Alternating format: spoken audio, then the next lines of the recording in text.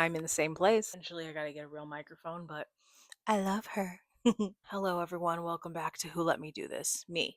And also you. So let's talk about it. I was originally going to post this last week, but with the Gabby Petito docuseries that came out and I just watched it, I really felt like I just needed to get out everything. Like, I just need to talk about it, honestly. I just really need to get it out there. I wanted to talk this week about postpartum. A little update, a little everything, because believe it or not, even though my son Brian is almost 8 months old now, I am still feeling some effects of postpartum. So let's talk about it. As a new mom, we already know my whole story from when he was born, which is episode 1. If you want to go back and watch listen to that on Spotify. Link is below for all of season 1's episodes. I did not film them for YouTube, obviously. So this is season 2. I feel like this last couple months, maybe it was since I quit my job, maybe it was since I decided to be a full stay-at-home mom. I don't know. I've been struggling a little bit.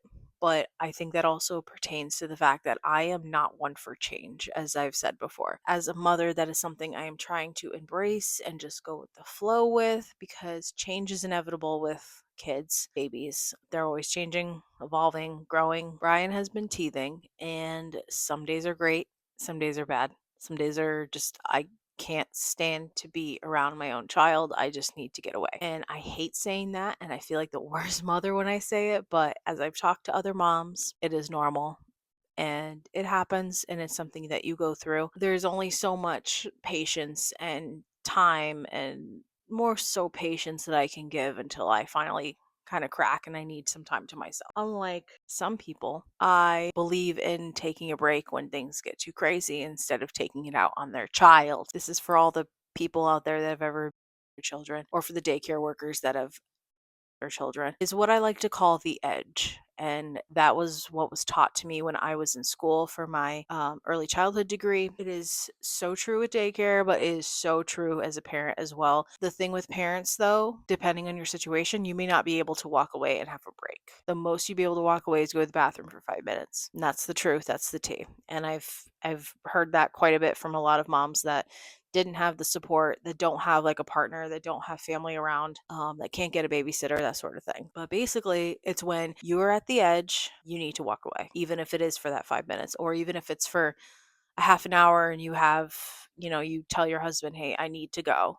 It's literally true, as Bluey's mom said in that episode, like, I need 20 minutes where no one comes near me. And that was me the other day. That's been me a few times, honestly. I'm also very grateful that I do have family that want to help and take Brian for half the day, or for the day, or for a few hours, or whatever, so I can breathe or get some things done, which I do highly appreciate. My problem is I'm afraid to ask for help, just something we are still working on. I am so terrified. I don't know why.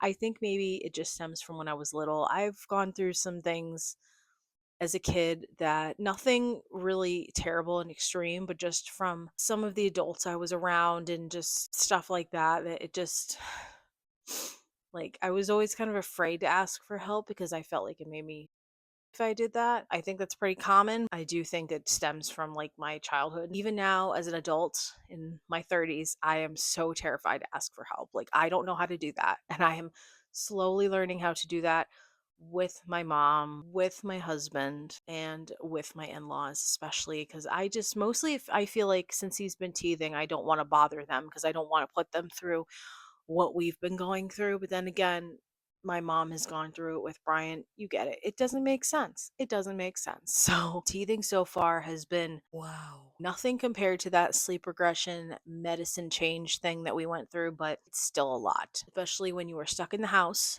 during the winter time and you can't take them anywhere. You can't go to the park. I mean, I could take them to the store with me, but I don't really have a reason to go to the store. And I've been obviously on my journey to not be crazy and spending money anymore. So I don't like to do that. I take him to my mom's. We spend the days at my mom's sometimes. It's just not the same as like going outside or taking him in the pool, or like being outside and having fun. And I know he's still young for that, but by the time he's going to be 1, it'll be summer. So just right now, it really is what a lot of my friends have mentioned, that, it's wintertime. It is the 3 months that everyone hates. Now, January was always like to me, like, but also very exciting. I was like, oh my God, yay, new beginnings, new fun, everything's great. February, Valentine's Day, Super Bowl, whatever, all those fun things. And then we're going to get into another episode because I want to do an episode about this, but March is the most pointless month of the year. Change my mind. This part of the year is when everyone gets seasonal depression, which I think that's really been affecting me. I've just been feeling like I don't want to do anything. I don't want to clean. I don't want to do all the things that I've been doing all these months. And maybe the excitement of having a baby is also worn off on me now. Like I'm like, okay, I have a baby. This is what it is. I'm trying to kind of get back into my excitement a little bit. And not to say that I'm not excited to have my son and to see him and everything, but it's more so of like, when you first have a baby and you get out of the postpartum stage, at least for me, and I was just like on a high for like the last like 4 months or so, 3-4 months. I was like, oh my god, yay, my baby, everything is great. And now I'm like slowing down. I also feel a little guilty for that because I did cute little like Halloween gifts for all of the grandparents and the aunts and everything. And I didn't really do anything like that for Christmas, although I did get ornaments made with Brian's newborn pictures on it. And then I made some Valentines for Valentine's Day, very last minute, but I feel like, oh, at least I did something. But like, I feel like I should be doing more too. That also kind of comes into play quite a bit, is that I feel like sometimes I don't do enough for him and that I should be doing more, or I should be doing more fun activities for him instead of him just in his jumper or in his gym. But this is just like a weird age, I feel like, now, because he wants to sit up and play with his toys more. He doesn't, I mean, he likes to roll around. Don't get me wrong, he loves rolling, but he's at an age now where he loves sitting up and playing with his little shapes and dinosaurs and all these little toys that we have for him. But he also doesn't want to stay in his jumper for a long period of time. And he, again, some days teething, so he's sometimes whining all day. And I'm, oh my god, help. Even when I was in daycare, like the whining is the one thing that always got me. Actually, no. Even at my previous job, there was a kid that would whine all the time. If you know, you know. That drove me through the roof. I can't stand whining. But there's a difference between whining because they want something and they want to just whine to whine, and then whining because they're in pain and something's wrong. So I know something's wrong and I know he's in pain and it's fine. But me personally, after a while, I just need to take a break because I can't keep listening to this whining. Yes, for those of you wondering, yes, I've been doing everything for him with the teethers and the, how you call it, the teething gel. We use the Mommy Bliss one that are like organic. It has like a day and night one in them. He's had his Noonie pacifier constantly. I have been giving him Tylenol on the days and times where it seems to be really, really bad for him and he just cannot deal and he's unconsolable basically. But also now it is making eating a lot more difficult because my son is now eating 3 times a day. So I think the spoon against his gums has been a, yeah, yeah. He's out of time. My poor little potato man. And as you can imagine, as mom, I want to make him feel better. I want him to be a happy little baby, but I also want, oh god, how do I even put any of this? I just feel like a terrible mother because I want him, I'm trying to do everything to make him happy and to, relieve his pain and this and that, but it's something that can't be helped and it's something that's gonna happen whether you like it or not, so might as well just go with it. And then part of me also feels like a terrible mother because while this is going on, I just want to run. I just want to run away. I Not even this, but just when there's times where I'm just overwhelmed, I'm having the feeling like I did postpartum that I just want to run away. I want to get out of the house. I want to go and I just want to go, and it's bad. So I don't think postpartum ever really goes away. I think it definitely calms down. I don't know if I'm just experiencing more postpartum later on, and then the seasonal depression is just making it so much worse. Which I really think that is what's happening, because after I think my son was like 3 months, I was like, all right, I got this. Like, it's great, it's cool. No, 2 months after he was like 2 to 3 months old, I was like, all right, cool, I got this. It's great, everything's great. And now we're like heading towards teething territory, and everyone warned me of how bad that is, and now I get it. Now I get it. I know he could be so much worse too. So I'm very grateful for everything right now. Not to say that I still don't struggle and I still am not getting fed up at times and need to have 20 minutes where no one comes near me. So if you're a mom out there and you're going through what I'm going through, or you're just going through some stage, especially the toddler, oh man, that's going to be fun. If you were able to get 5 minutes, take the 5 minutes, put them in a safe place, take a 5 minute break, or if you have someone or you've helped, take 20 minutes where no one comes near you. because sometimes moms need that. And it's funny because I saw a clip that was on TikTok from, I think, Good Morning America, where this little boy was talking to his mom about Bluey, and his mom was like, "Oh, what does Bluey's mom say?" or something like that, and he was like, "Oh, that sometimes mommies just need 20 minutes." So I kind of love that Bluey is incorporating all these like parent things as well, especially the baby race episode, which I bought it as a book from Target. If you want that episode in a book, Target.